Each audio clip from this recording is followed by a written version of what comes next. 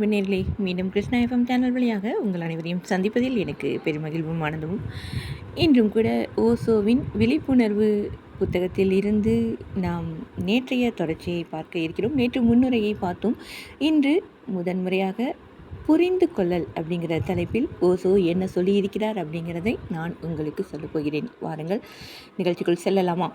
நான் ஒருபோதும் துறவரம் என்கிற வார்த்தையை உபயோகிப்பது இல்லை. வாழ்க்கையில் மகிழ்ச்சி அடையுங்கள். அன்பில், தியானத்தில், இந்த உலகின் அழகில், இந்த இயற்கை என்னும் பேரானந்தத்தில், இப்படி எல்லாவற்றிலும் மகிழ்ச்சி அடையுங்கள்.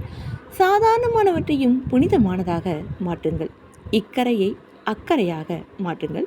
இந்த பூமியை சொர்க்கபுரியாக மாற்றுங்கள்.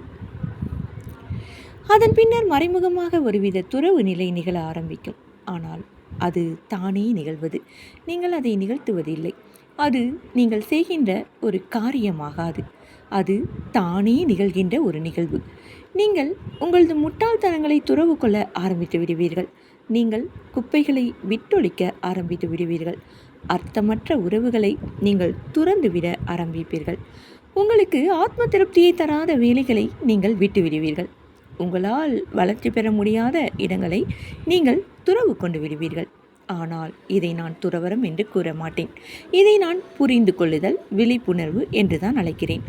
நீங்கள் உங்கள் கைகளில் கூழாங்கற்களை வைத்துக்கொண்டு அவைகளை நீங்கள் வைரங்கள் என்று எண்ணிக்கொண்டிருந்தால் நான் அந்த கூழாங்கற்களை தூக்கி எறியும்படி கூற மாட்டேன். நான் உங்களிடம் கொஞ்சம் உஷாராக இருந்து மீண்டும் உங்கள் கையில் உள்ளதை பாருங்கள் என்றுதான் கூறுவேன். நீங்களாகவே அவைகள் வைரங்கள் அல்ல என்பதை கண்டு கொண்டு விட்டால் அதன் பிறகு அதை துறவு கொள்ள வேண்டிய அவசியம் உள்ளதா? அவைகள் தானாகவே உங்கள் கைகளில் இருந்து கீழே விழுந்துவிடும். உண்மையில் இன்னமும் நீங்கள் அதை சுமந்து செல்ல விரும்பினால் நீங்கள் அதற்கு பெரிய முயற்சியை கொண்டு வர வேண்டும். அதற்கு நீங்கள் பெரியதொரு மனதிடத்தை, அவைகளை இன்னமும் சுமந்து செல்வதற்கான மனதிடத்தை கொள்ள வேண்டும். ஆனாலும் கூட நீங்கள் அதை நீண்ட காலம் கடந்து செல்ல முடியாது. நீங்கள் அது வெறும் கூழாங்கல் தான் என்றும் அது பயனற்றது என்றும் அர்த்தமற்றது என்றும் கண்டு கொண்டால் அதன் பிறகு நீங்கள் அதை நிச்சயமாக வெளியே தூக்கி எறிந்து விடுவீர்கள். எனவே இப்படி உங்களது கைகளில் ஒன்றும் இல்லாமல் வெறுமையாக ஆகிவிடும்போது நீங்கள் உண்மையான பொக்கிஷங்களை தேட முடியும்.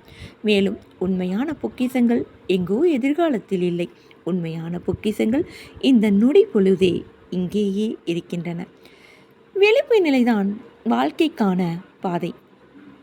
தான் ஏற்கனவே இறந்து விட்டதை போன்று முட்டாள் தூங்குகிறான். ஆனால் ஒரு குரு எப்போதும் விழித்துக்கொண்டே இருக்கிறார். அதனால் அவர் எப்போதும் வாழ்கிறார். அவர் கவனிக்கிறார். அவர் தெளிவாக இருக்கிறார். அவர் எவ்வளவு ஆனந்தமாக இருக்கிறார். ஏனெனில் நிறை கவனம்தான் வாழ்க்கை என்பதை அவர் காண்கிறார். விலைப்படைந்தவர்களின் பாதையை பின்பற்றி அவர் நடப்பதால் அவர் எவ்வளவு ஆனந்தமாக இருக்கிறார். விடுதலையையும் சந்தோஷத்தையும் தேடி மாபெரும் பாதுகாப்புடன் அவர் தியானம் செய்கிறார். இது கௌதம புத்தரின் தம்ம பதத்தில் இருந்து மனிதனும் எலிகளும் அப்படிங்கிற தலைப்பில் அந்த அற்புதமான அந்த விழிப்பு நிலையை பற்றிய வாழ்க்கை பாதையை பற்றி பார்த்தோம். அடுத்து நாம் தொடர்ந்து பார்க்கலாம். நம்மை சுற்றிலும் என்ன நடக்கிறது என்று முற்றிலும் கவனம் இல்லாமல் தான் நாம் வாழ்ந்து கொண்டிருக்கிறோம். ஆம், நாம் காரியங்களை செய்வதில் மிகவும் திறமையானவர்களாக ஆகிவிட்டோம். நாம் எதை செய்தாலும் அதை திறமையுடன் செய்வதற்கு எந்தவிதமான விழிப்புணர்வும் அவசியமில்லாதபடிக்கு திறமை மிக்கவர்களாக ஆகிவிட்டோம். அந்த செயல் இயந்திரத்தனமாக தானியங்கித்தனமாக ஆகிவிட்டது.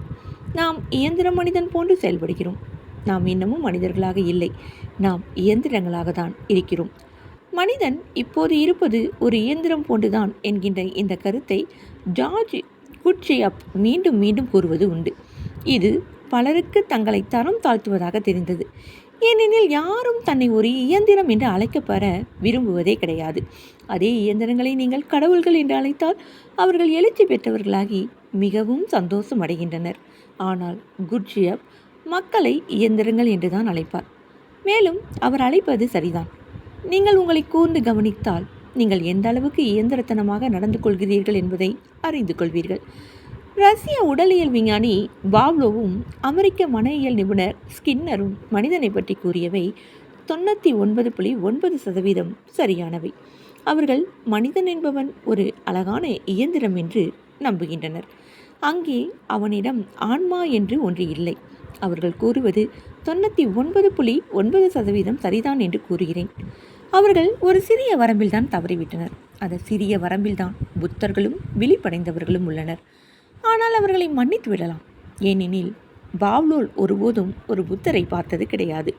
அவர் உங்களைப் போன்ற லட்சக்கணக்கான மக்களை தான் பார்த்து வந்திருக்கிறார். ஸ்கின்னர் மனிதனையும் எலிகளையும் பற்றி ஆராய்ச்சி செய்து வந்துள்ளார்.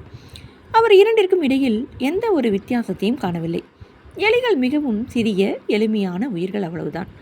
மனிதன் கொஞ்சம் அதிகம் சிக்கல் நிறைந்தவன். மனிதன் உயர் நுட்பம் நிறைந்த ஒரு இயந்திரம், எலிகள் எளிமையான இயந்திரங்கள். எலிகளை ஆராய்வது சுலபம். அதனால்தான் மனையியல் நிபுணர்கள் எலிகளை பற்றி ஆராய்கின்றனர். அவர்கள் எலிகளை ஆராய்ச்சி செய்து அதை மனிதனுக்குரிய முடிவாக கொள்கின்றனர். மேலும் அவர்களது முடிவுகள் கிட்டத்தட்ட சரியாகவே உள்ளன. நான் கிட்டத்தட்ட என்று கூறுவதை கவனத்தில் கொள்ளுங்கள்.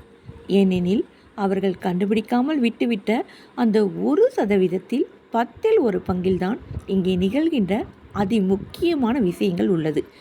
ஒரு புத்தர், ஒரு இயேசு, ஒரு முகமது ஆகிய விழிப்புணர்வு பெற்ற ஒரு சிலர்தான் உண்மையான மனிதர்கள். ஆனால் பிஎஃப் ஸ்கின்னரால் ஒரு புத்தரை எங்கே பார்க்க முடியும்? நிச்சயமாக அமெரிக்காவில் முடியாது. நான் கேள்விப்பட்ட இது. யூத மதகுரு ஒருவரிடம் ஒருவன் 20ஆம் நூற்றாண்டு அமெரிக்காவில் பிறப்பதற்கு ஏன் இயேசு தேர்வு செய்யவில்லை என்று கேட்டான். அதற்கு அந்த யூத மதகுரு தனது தோள்களை குலுக்கிக் கொண்டு, அமெரிக்காவிலா? அது நிச்சயம் நடக்காது. முதலில் அங்கு கற்புள்ள ஒருவரை எங்கே காண்பது? அடுத்து இரண்டாவதாக அந்த 3 ஞானியர்களை எங்கே காண்பது என்றார். அதே போன்று பிஎஃப் ஸ்கின்னர் ஒரு புத்தரை எங்கே காண்பார்?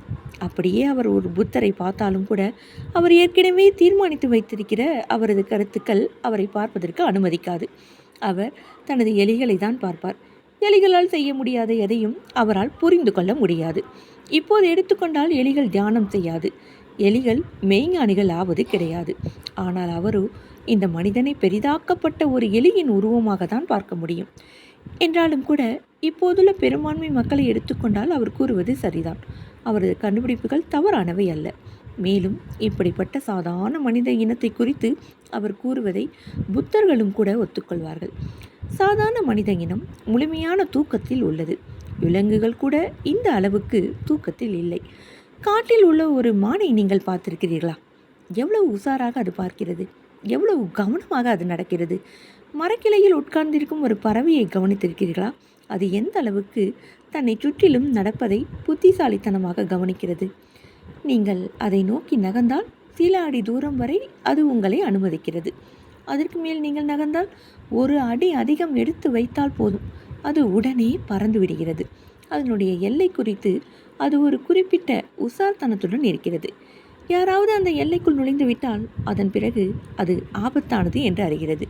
நீங்கள் சுற்றும் முற்றும் பார்த்தால் இங்கு இந்த பூமியில் மனிதன் ஒருவன் மட்டும்தான் அதிக தூக்கத்தில் உள்ள விலங்கினம் போல் தெரிகிறான் என்பதை அறிந்து ஆச்சரியப்படுவீர்கள்.